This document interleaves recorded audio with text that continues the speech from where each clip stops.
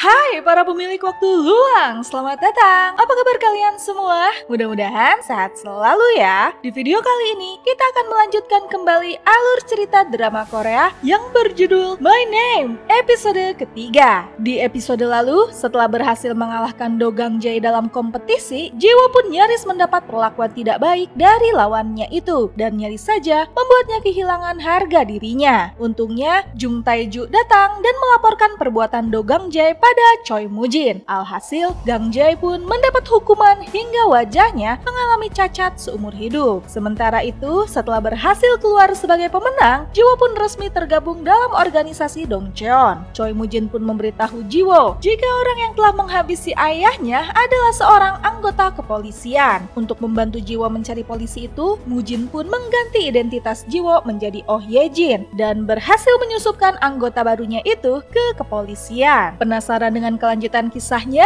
Tonton video ini ya. Namun sebelumnya, jangan lupa klik subscribe, like, komen, dan nyalakan notifikasi loncengnya ya, supaya bisa dapat update drakor dan film dari channel ini. Dan buat yang sudah subscribe channel ini, terima kasih banyak ya. Dukungan kalian menjadi semangat bagi kami untuk mengembangkan channel ini. Langsung aja kita bahas drakornya, check it out! Setelah bergabung dengan Satres Narkoba, Ye-jin pun mendapat tugas pertamanya dari Pildo untuk menangkap seorang bandar narkoba bernama Manggo. Dengan barbarnya, Ye-jin pun menghajar semua pengawal termasuk Manggo. Dan pemandangan itu cukup membuat Pildo terkejut. Punya nyali juga ya polwan yang satu ini. Tim Satres pun langsung memeriksa bar dan berhasil menemukan obat jenis baru yang pernah disebutkan oleh Park Chang-gu. Di kantor polisi, Manggo pun didesak untuk mengaku dari mana ia mendapatkan obat jenis baru itu. Namun, sedidesak apapun, Manggo cuma berkata jika suppliernya ini adalah orang yang sangat kejam. Siapa sih orang ini? Ya, rupanya orang itu adalah Do Gang-jae. Setelah Choi Mu-jin membuatnya cacat, Do Gang-jae pergi dari organisasi Dongcheon dan membuat geng baru. Ia pun mulai mengembangkan bisnis obat terlarang jenis barunya dengan tujuan untuk menyaingi bisnis obat milik Choi Mu-jin. Malamnya, Ye-jin pun melaporkan pada Choi Mu-jin jika Manggo ditangkap. Dan kini sedang ada obat jenis baru yang tengah beredar. Hanya saja, Ye-jin masih belum tahu siapa orang yang membuat obat itu.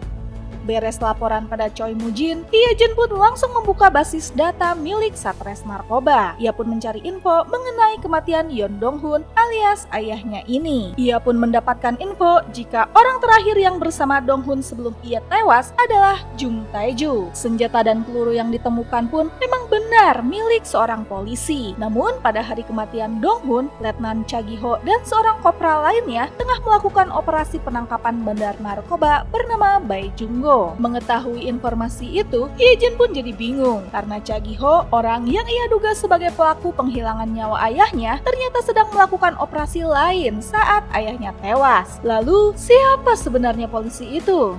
Sementara itu, mengetahui bisnisnya mulai tersaingi, Choi Mu-jin pun jadi gelisah karena takut kehilangan pelanggannya, terutama Yamamoto, yang hendak melakukan transaksi dengannya sebesar 50 miliar won. Setelah menghabisi Bae Jung-ho dan mengambil alih pabriknya, ia pun memutuskan untuk mengunjungi pabrik itu sendiri, yang mana berada di atas sebuah kapal. Ia hendak memastikan ketersediaan barang dalam 10 hari, yang mana barangnya akan segera ia berikan pada Yamamoto. Namun, pergerakan Choi Mu-jin ini terdeteksi oleh pihak kepolisian, yang mana mendadak hendak menggerebek Choi Mu-jin di atas kapal. Dari mana polisi bisa tahu? Ya, ternyata diam-diam ada yang memasang kamera pengawas di hotel dan kasino milik Choi Mu-jin. Operasi dadakan ini jelas membuat Ye-jin terkejut karena ia jadi tidak bisa memperingatkan Mu-jin akan adanya operasi penangkapan ini.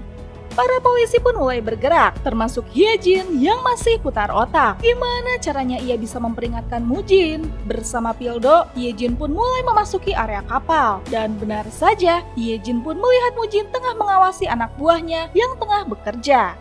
Pildo pun akhirnya berhasil masuk ke area pabrik. Memanfaatkan kelengahan Pildo, Ye-jin pun menembak saluran listrik dan membuat lampu jadi kelip-kelip. Keributan pun terjadi dan hal itu dimanfaatkan Mu-jin untuk melarikan diri.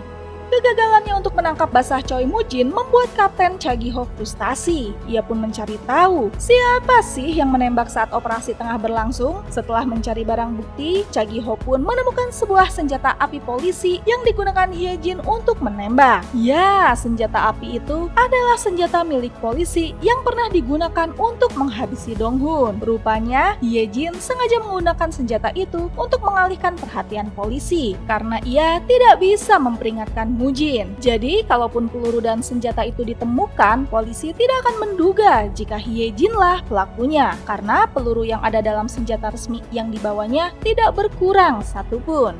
Beres operasi, Hye-jin pun mencoba menghubungi Moo-jin. Namun Moo-jin yang lagi murka karena pabriknya hancur memutuskan untuk tidak mengangkat telepon itu. Ya, gegara lambat memperingatkan, Moo-jin pun sedikit hilang kepercayaan pada Hye-jin.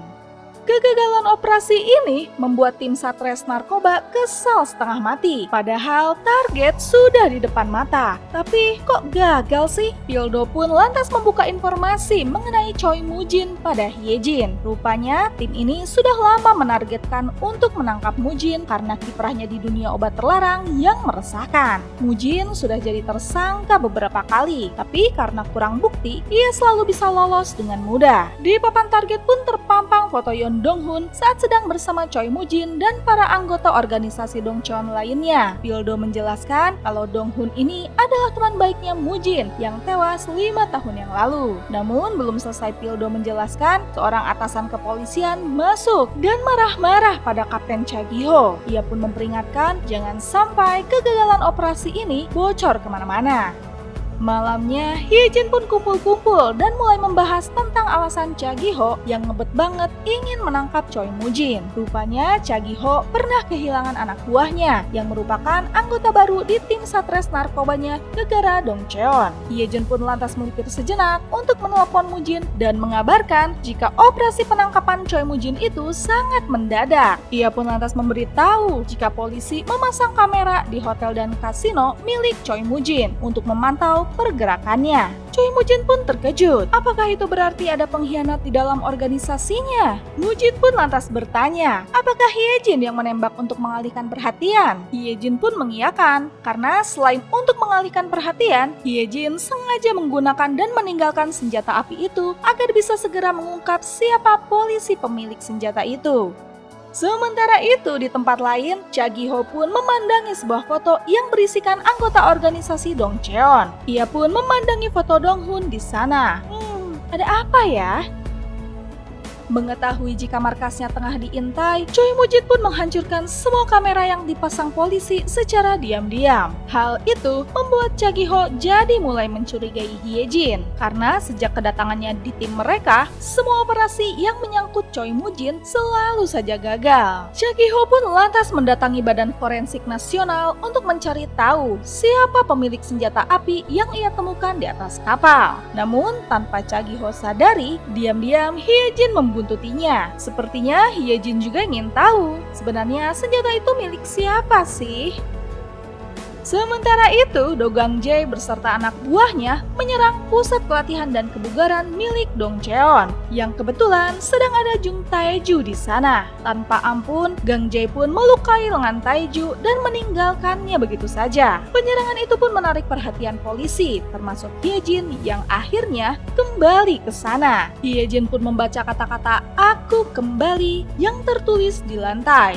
Pildo pun menjelaskan jika penyerang ini sengaja menghabisi pasukannya Dongcheon. Mendengar itu, Hye-jin pun refleks bertanya, apakah Choi Moo-jin tewas? Dan serial My Name episode ketiga pun selesai. Gimana nih para pemilik waktu luang? Penasaran dengan kelanjutan kisahnya? Nantikan episode keempatnya ya. Dan terima kasih telah menonton channel ini. Dadah!